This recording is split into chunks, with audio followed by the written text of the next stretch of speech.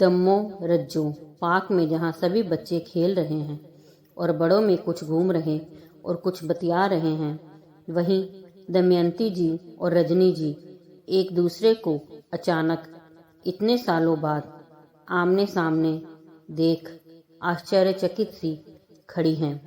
उनकी पोतियां रूही और सोनी एक दूसरे को आंखों ही आंखों में इस चुप्पी को तोड़ने के लिए आगे क्या किया जाए कि उधेड़बुन में लगी हैं।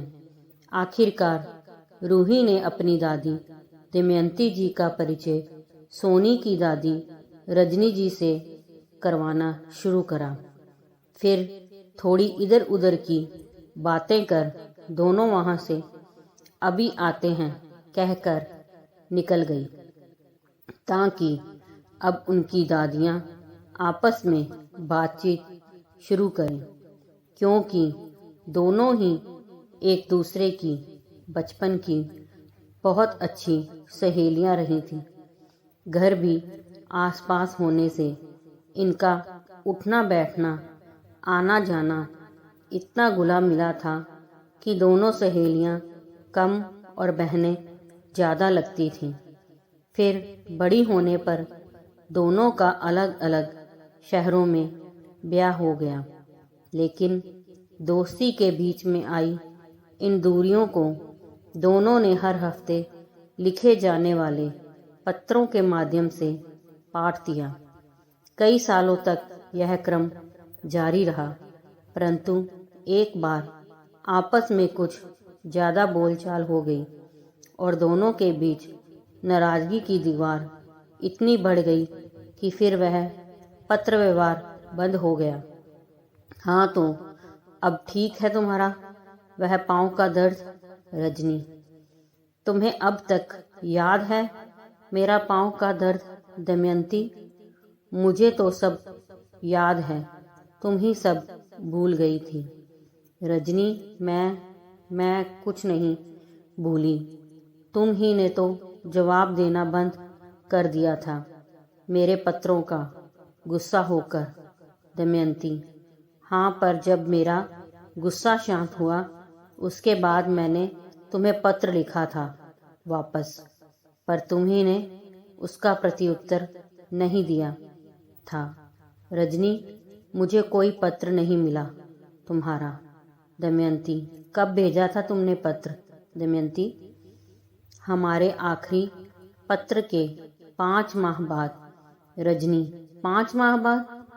तभी मैं तो उस आखिरी पत्र के 2 माह बाद ही दूसरे शहर चली गई थी, क्योंकि मेरे उनका वहाँ तबादला हो गया था। दमयंती, क्या कहा? दूसरे शहर?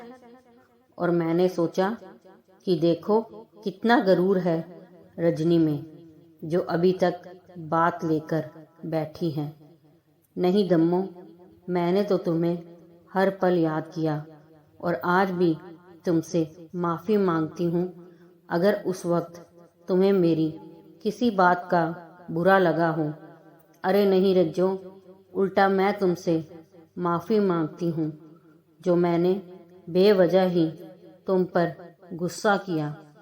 तुम तो मुझे सही बात बता रही थी। नहीं दम्मो, मैं गलत थी, मुझे माफ़ करो। मैंने कहा ना रज्जो, मैं माफ़ी मांगती हूँ। अरे अरे हमारी दम्मो रज्जो, अब माफ़ी मांगना बंद भी करो और बीती बातों को भूलकर अपनी दोस्ती का नया शुभारंभ करो। जो हो गया सो हो गया, कहकर रूही ने ठहाका मारा। दमयंती जी ने आश्चर्यचकित हो उसे देखा। तब रूही ने बताया कि कैसे जब वह दमयंती जी का रूम साफ कर रही थी, उनके ताक में रखा वह बक्सा उसके हाथ लगा, जो बहुत पुराना होने की वजह से जगह जगह से काट खा गया था। इसलिए उसका ताला हाथ लगाते ही टूट गया।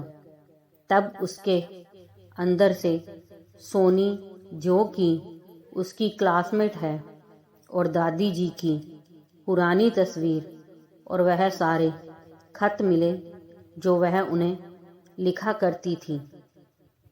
तभी रूही ने फैसला कर लिया कि अब वह इन दोनों को वापस मिलाकर रहेगी और उसे बहुत खुशी भी है कि वह उसमें कामयाब भी हो गई।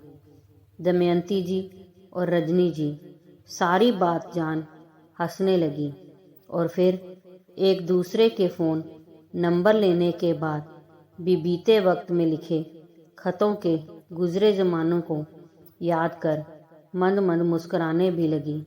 मुस्कुराए भी क्यों ना, आखिरकार उनके मध्य खड़ी हुई नाराज़गी की दीवार भी तो अब दरकने लगी है और उसके टूटने से मित्रता की नई आवाजाही भी तो शुरू होने वाली है। दोस्तों, अगर कहानी पसंद आई हो तो लाइक, सब्सक्राइब, शेयर ज़रूर कीजिए।